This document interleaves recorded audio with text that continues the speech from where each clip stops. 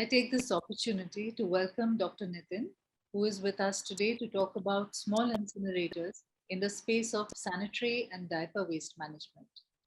Dr. Nitin, a warm welcome to you. Dr. Nitin Labhasetwar is Chief Scientist and Head Energy and Resource Management Division, CSIR, National Environmental Engineering Research Institute, NEERI-CSIR. Dr. Nitin is a Ph.D. with over 35 years of research experience in environmental and energy-related research, having worked on development of materials and processes including low-cost and nano-materials, catalysts for their applications in automobile emission control, GHG emission control, cleaner energy use, sanitary waste management, diesel soot oxidization, cleaner energy generation, including improved cook stoves, etc. Thank you, Dr. Nitin, for being with us today. Yeah, good afternoon and greetings from CSIR-NEERI. Thank you. Yeah. It is very difficult to walk through any urban or rural habitat in today's times in India without stepping on a diaper or sanitary pad. Village nalas are filled with them, and you will even catch them on forest trails. This may be primarily due to the unorganized sanitary waste management in cities and villages, poor source segregation, inadequate collection, transportation, and disposal networks, that most sanitary waste ends up in landfills in our cities, mixed with solid waste or dumped openly, posing significant health and environmental hazards. Given the increasing volume of sanitary waste, including sanitary napkins, diapers, tampons, condoms, incontinence sheets, and similar items, the total percentage of sanitary waste in municipal solid waste could reach approximately up to 3 to 4%. The percentage may not seem much, but sanitary waste is voluminous, unhygienic, and infectious in nature. And plastic is a primary material used in the manufacture of disposable sanitary products, underlining the need for serious sanitary waste management in India. A quick look at numbers. I'm sharing some data by advocacy group Menstrual Hygiene Alliance India. Assuming 36% of women or girls in India use disposable sanitary napkins regularly at an average rate of 8 sanitary napkins per month, 336 million menstruating women and girls use about 1 billion sanitary napkins per month, or 12.3 billion annually.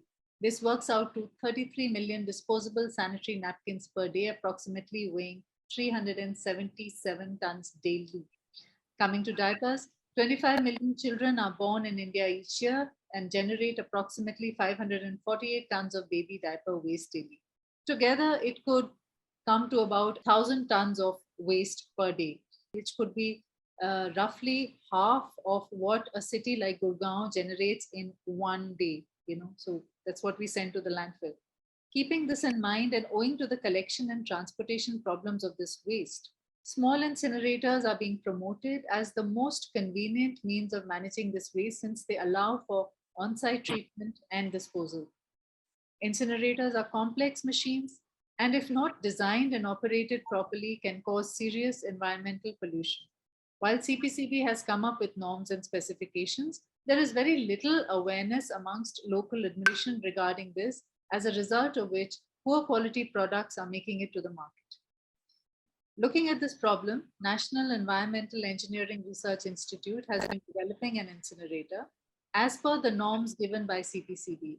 And we are lucky today to have Dr. Nitin, whose team is working on this initiative, and we will talk in detail about this technology and how it proposes to help solve this problem. Welcome, Dr. Nitin. Please tell us a little bit about how and why NEERI took this project up.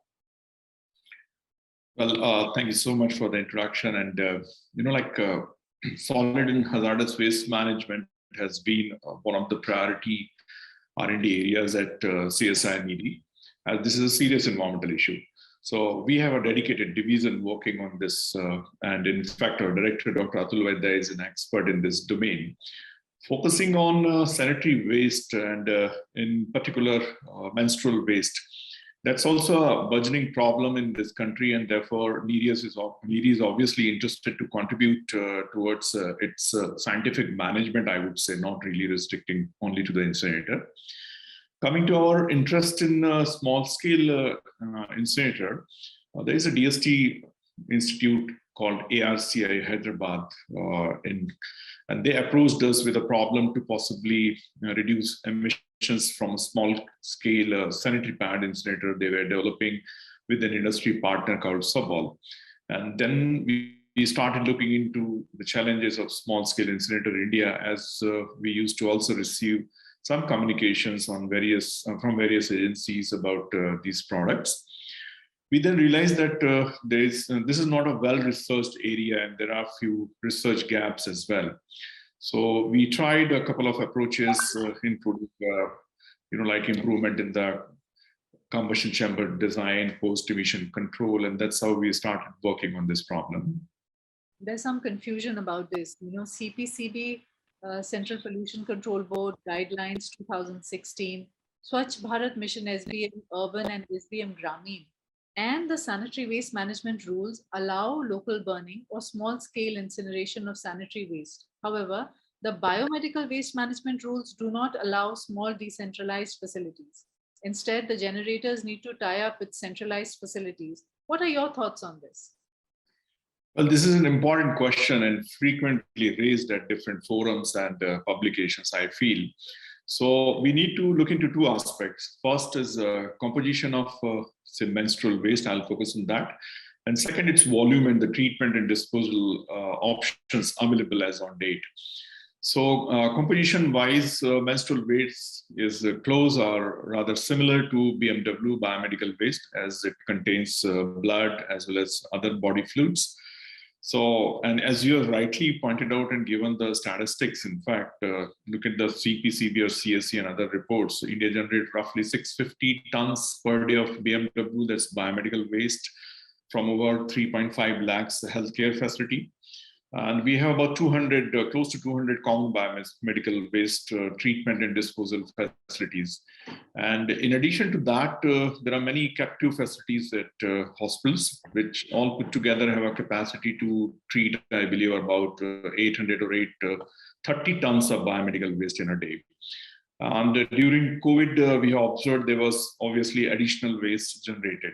So we do have a little excess capacity for BMW treatment, but that is not uniformly distributed in geographical sense. If you look at the menstrual waste, you have already given the statistics, which are staggering. In fact, about 12 billion sanitary napkins a pad are generated at about 380 tons per day as a menstrual waste, which primarily contains the used sanitary pads. It is categorized under the MSW, municipal solid waste, and if you look at that perspective, it is even less than 1% of total MSW generation, and may give us a feel that it's not significant. But if you compare it with the biomedical waste generation, then as you have rightly pointed out, it will add to about 57 or 58% additional BMW waste.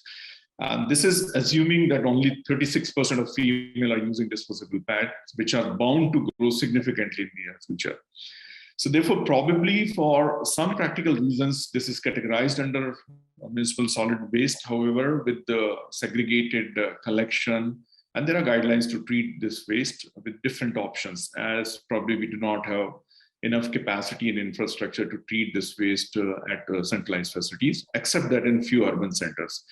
So the current approach may be something like BET or best available technology or best available options.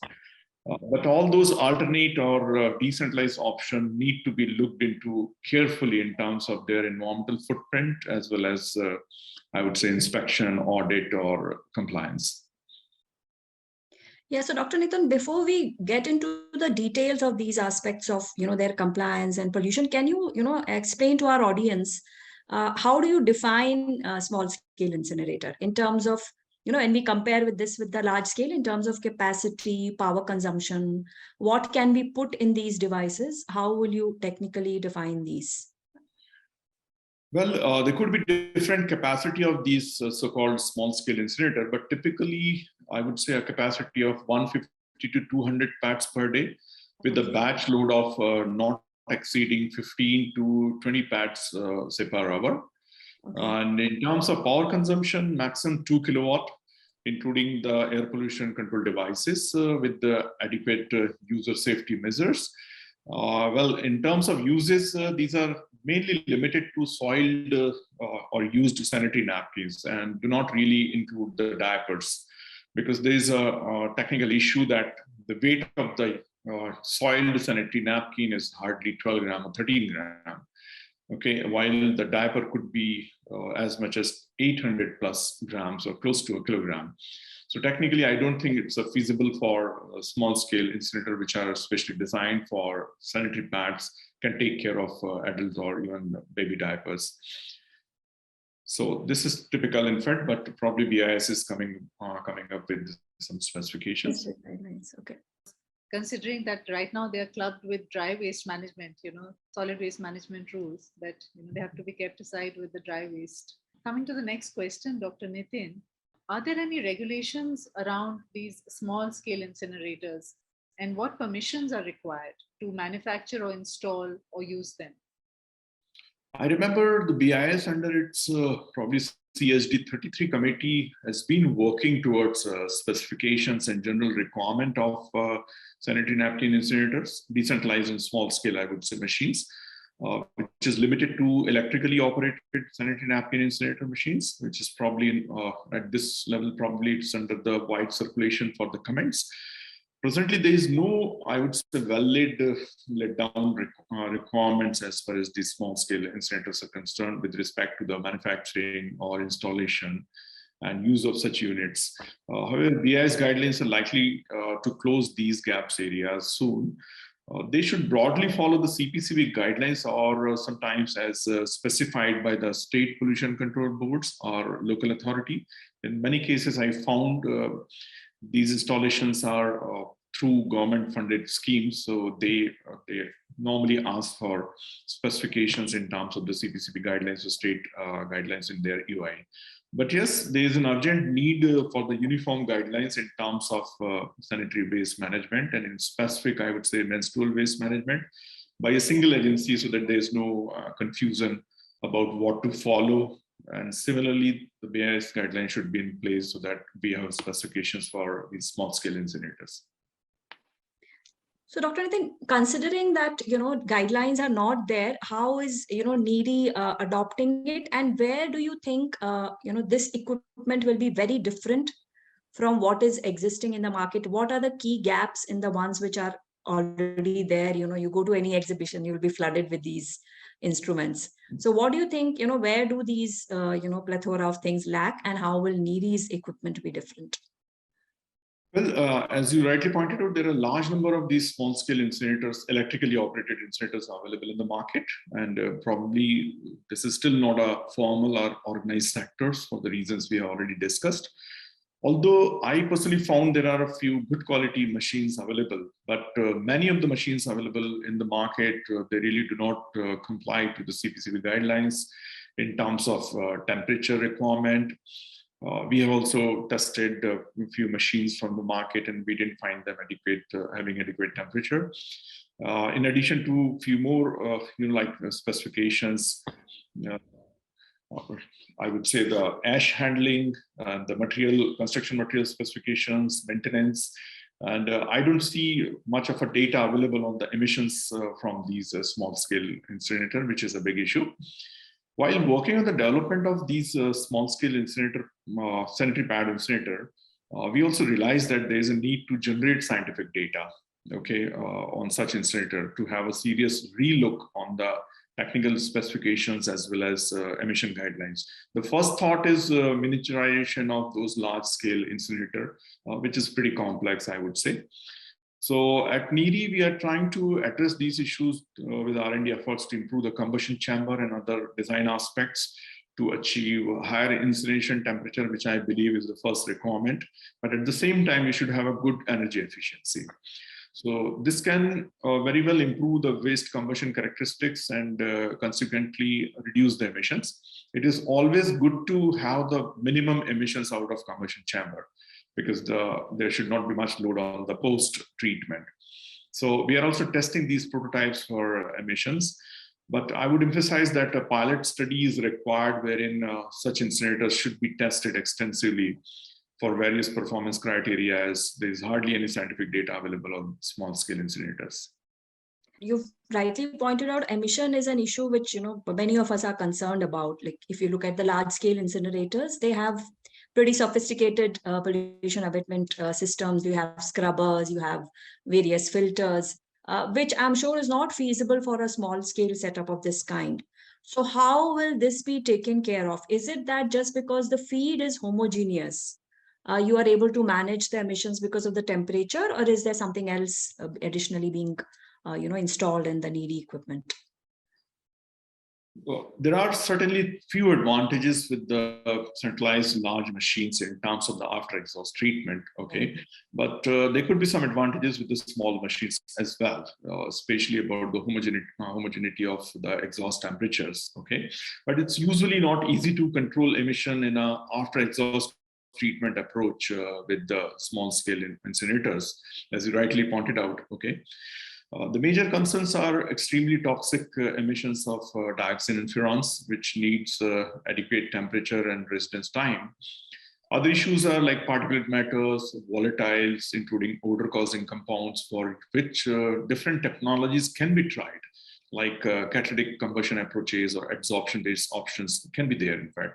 So it will be important to design an efficient combustion chamber to reduce the emissions, which should minimize the need for the after exhaust treatment.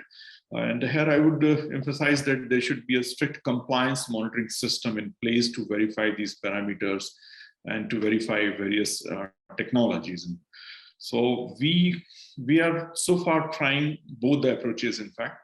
One is the improvement in the combustion chamber design and increasing the, like residence time, the exhaust. So possibly we can eliminate the need of a post-treatment, okay, or the secondary chamber, which is required with a very high temperature requirement to decompose these dioxin furans, and that will be quite energy intensive. Correct. And when we try and understand if this technology has been implemented in developed nations to see what standard we are trying to meet, there's a clear gap. We don't hear of much small scale incinerators in any of the developed nations, be it even countries like US or Australia, where you have a very large dispersed populations, hence collection cost and emission footprint in collection will be quite high. So how is it that how do we trust this technology, that this is the technology for our country if developed nations haven't gone this way? So what is the justification for that? Well, we were also wondering when we started working on the R&D on these small-scale incinerators that there's hardly any scientific literature from developed countries. But that could be mainly due to the fact that they have a very efficient and I would say well-maintained waste management system in place, including the secured landfill and centralized incinerator. And their collection and segregation system are also very efficient, which eliminate the need for such decentralized incinerators.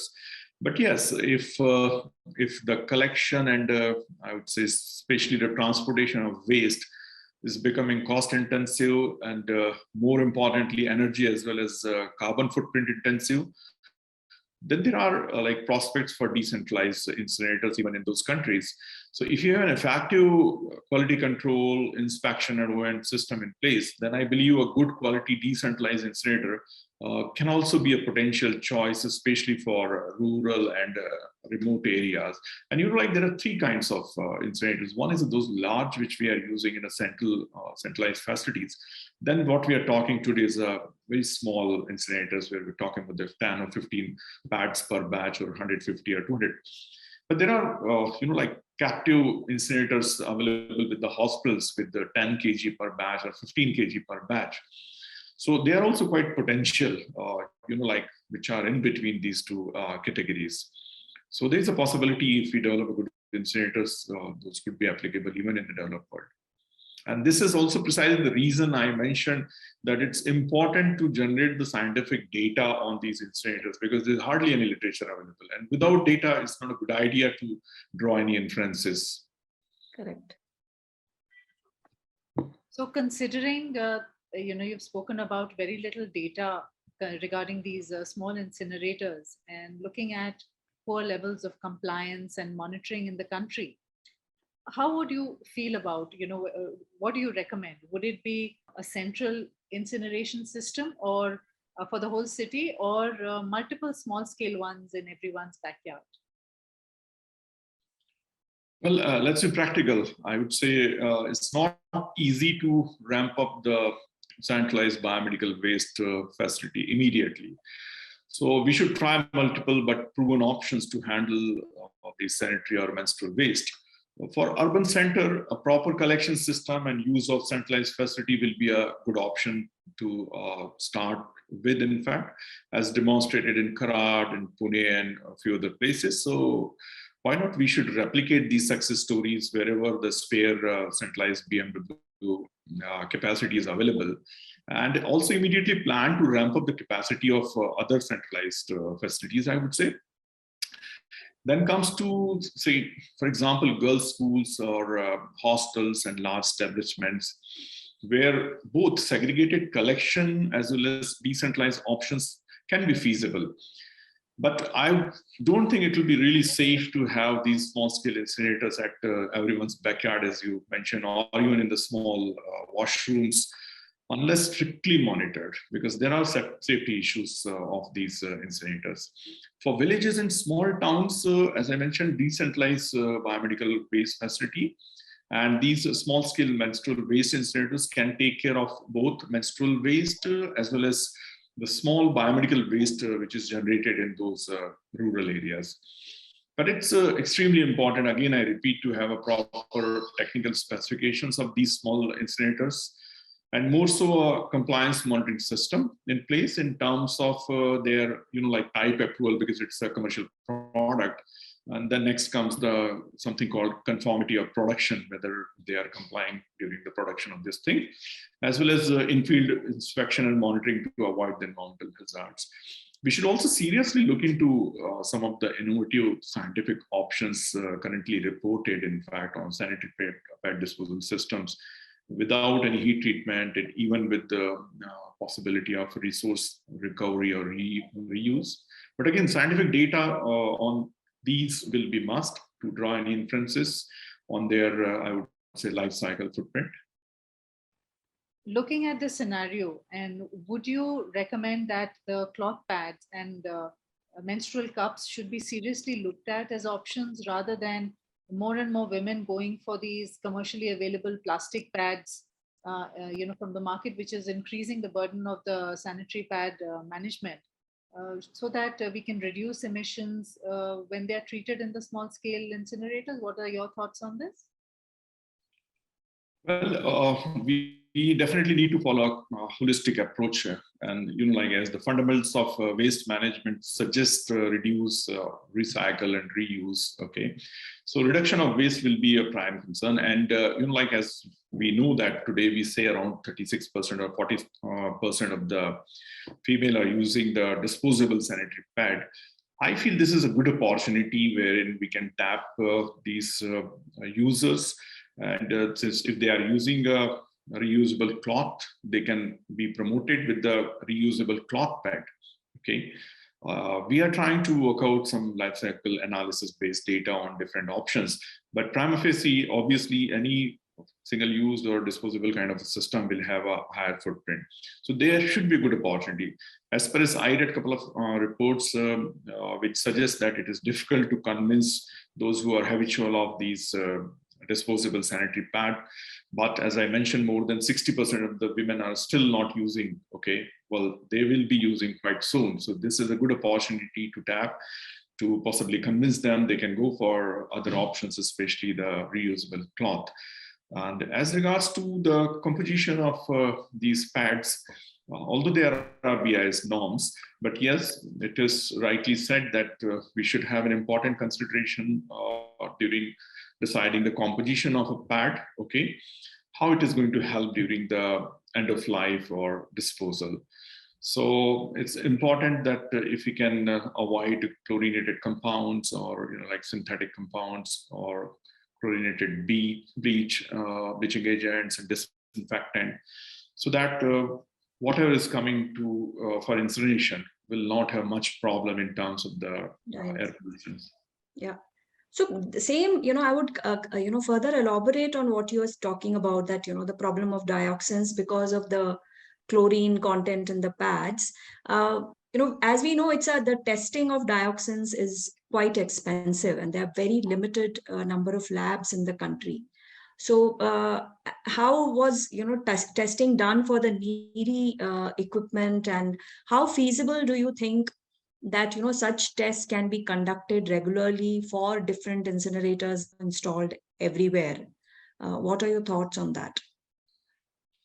Well, first of all, we want to generate some data on these small-scale incinerator in terms of the dioxide and furon formation, okay, while also using different kinds of pads available in the market. So that is going to be very useful. So these compounds are, of course, extremely hazardous, okay. These are mainly formed at about moderate temperature, while beyond 700 or plus 800 plus, these compounds are not very stable. But at the same time, waste incineration is one of the potential contributors to these emissions, okay? But as so far we are having only centralized waste incineration center, so we call it a point sources of pollution. So there's a good opportunity to minimize such very hazardous emissions. We know that India is also signatory of international protocols and conventions like Stockholm Convention, wherein we need to develop inventory of such compounds commonly known as POPs or persistent organic pollutants. So for various important reasons, we need to develop more such testing facilities, and these facilities can be very well used for the incinerator testing as well. I don't have the exact details, but at least 4 to 5 such, I would say, gas chromatograph, MSMS system, we call them, or gas chromatograph with HRMS, high resolution mass spectrometer based facilities are available in the country, which can be technically utilized for this purpose if they have spare instrument time available. But this is also an issue and rather requires some investment for multiple reasons. And I would sort of expect that such more facilities will come in the country. We had performed these R&D tests at CSIR-NEERI Thiruvananthapuram facility. And that typically cost, I would say, anything around 50 to 60,000 rupees per test. Per test. So, yeah, per test. So it's not like that the things are not available. I found that many people approached us and we recommended them to go to Thiruvananthapuram, but I think hardly very few manufacturers opted for the test. Majority of them did not. Yeah, that's what we have seen often.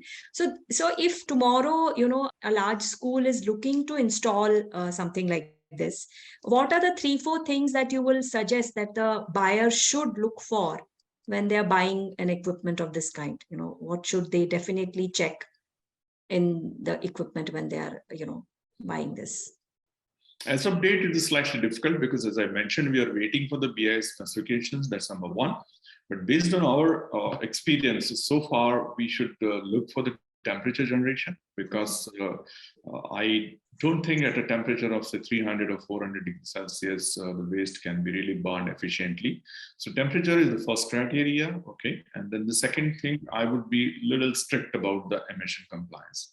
So unless they have at least some test report from a credible NABL accredited lab about these emissions, I don't think it's a good idea to recommend.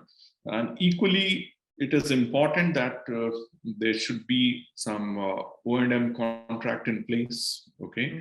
So that these are high temperature machines which are going to be there in large number, okay? So there should be a proper operation and maintenance of these machines, okay? And regular like inspection. And yes, exhaust system needs to be installed as per the CPCB guidelines, okay? Because that is the very, I would say, that's quite often prone for leakage of exhaust, which is quite hazardous. And while we're talking about this, Dr. Nitin, I'm just going to ask you, in case there are these machines involved in a girls' toilet in a boarding school, and the emissions are not under control, and what is the impact on a young population of women which is inhaling these gases? What could be the outcome of that? Like, first of all, we need to ensure that there's no direct exposure of these hazardous emissions to the users. Okay, that's why I'm saying it's extremely important to install an exhaust system. Okay, So even if there are some minor failures or for a time being some emissions are there, those are not directly exposed to the people. Okay, those should be released safely, and once it gets like diluted, okay, diluted, so their direct impact on the human is at least taken care. Okay, but ultimately these will be released and they will get deposited somewhere and go to our food chain as well. So installing exhaust system will be very, very important. Okay, and that's why probably I was slightly critical to install these in every next washrooms, which are small and all that. Correct. Even if you have a school or a small office, it's a good idea to identify a facility, in fact, wherein you can install these incinerators, and that should be properly identified, so your risk is minimized. So, Dr. Nitin, what is your final word on this? What should be the approach of the government, given various options available? You did talk about that there will be a mix and match, but what should be the approach to handle sanitary waste generated from household, overall in terms of its collection and management? Well, we need to definitely follow a kind of a holistic approach. And as I mentioned, but I would love to repeat it, the fundamentals of waste management says that we must reduce, reuse, and recycle if possible. Okay, and I'll be focusing on menstrual waste. Okay, so that we have talked about technical things, but this does require a lot of awareness campaign. I see both in terms of menstrual hygiene and waste management. I have already mentioned that we need to promote women to use disposable like cloth-based options. Okay, this one part of it, which can be mainly effective in the rural areas and also for those economically weaker section, wherein we are only promoting the disposable pads. Next, at every girls' school or hostel, we can have at least a menstrual waste collection system in place so that the girls get exposed to these good practices and promote, okay, and they become our ambassadors. Merely adding to a curriculum may not be very effective. Even if you are placing, installing a decentralized incinerator at such places will make them aware of the waste disposal problem, that this is a serious issue and that's why the collection is required. So they're going to promote at household level as well. So this would definitely require a collective efforts by various stakeholders, including educational, social organizations, ULBs, healthcare professional, to name a few. The positive aspect of it is, yes, it is doable and technically possible. So I would prefer that all of us put together, make some efforts and look for a kind of a single guidelines, okay, and the BIS specifications for incinerator. But it requires more efforts in terms of making people aware of these waste, asking them, promoting the other options of menstrual hygiene, and possibly then we can make a difference. And when will the NEERI equipment be available in the market in a likely timeline? Well, there is one equipment called Green Dispo, which was already there, which was mainly for cellulosic, mostly cotton-based pads. Okay, because we as there are no guidelines other than the CPCB or like a couple of other guidelines, we want to follow those guidelines strictly. So some of the guidelines says there should be a dual chamber. Okay, and dual chamber makes it very energy intensive. So right now we promoted a single chamber device, which is more suitable for cotton-based pads. Okay. But we did test it for dioxin-furans. But I would again repeat that we would like to have more data on this. Okay. Okay. And we are working on, the more advanced version of these incinerators. Okay. Thank you, Dr. Nitin, for your very, very valuable insights on sanitary waste management, what needs to be done, what the government should be doing, what as all the stakeholders. All these are ideas in the right direction. And we hope that in the future, we find a more comprehensive solution in terms of all the stakeholders working together to manage this big problem that is going to really engulf us in a big way. So yes, I'm sure all of us can make the difference. And as far as CSIR-NEERI is concerned, we do not have a single interest like a small scale incinerator. Our interest is to have environmentally sustainable waste management, whether it is a menstrual waste or sanitary waste put together.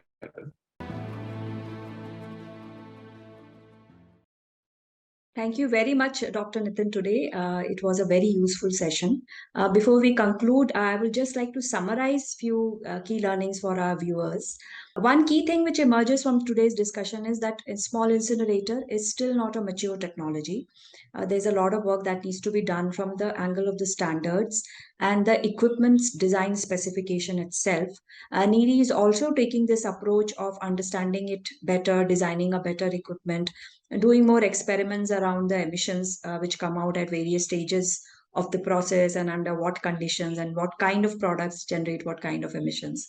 That was an important aspect. The second important thing that we learned was that these technologies are still haven't been tested enough for diapers. There are still more information available with respect to using them for handling menstrual waste, but diapers have still not been tested, and hence that also needs more effort. Third important point was which you emphasized multiple times in your talk, was that while we have these technologies, the importance of sustainable options, be it cloth pads or menstrual cups, remain very important. And as Indian women transition to using better menstrual hygiene, to adopting better menstrual hygiene practices, it is even more important to make them aware of the sustainable options as well. The fourth point, which I'll quickly summarize, was that if anybody is evaluating small scale incinerators, the 3-4 things which Dr. Nitin suggested that must be looked into is, one is the chamber temperature. It should be above 800 degrees centigrade. Only then the waste should be added in it. The second point is that the emission test report of the equipment should be from a NABL accredited lab. Third point he talked about was checking the exhaust and the emissions, how they are technically, and in terms of the output, it should match with the CPCB criteria. So these are the 4 key points. We hope our viewers will be now more empowered with the information that has come out from this session. Thank you so much.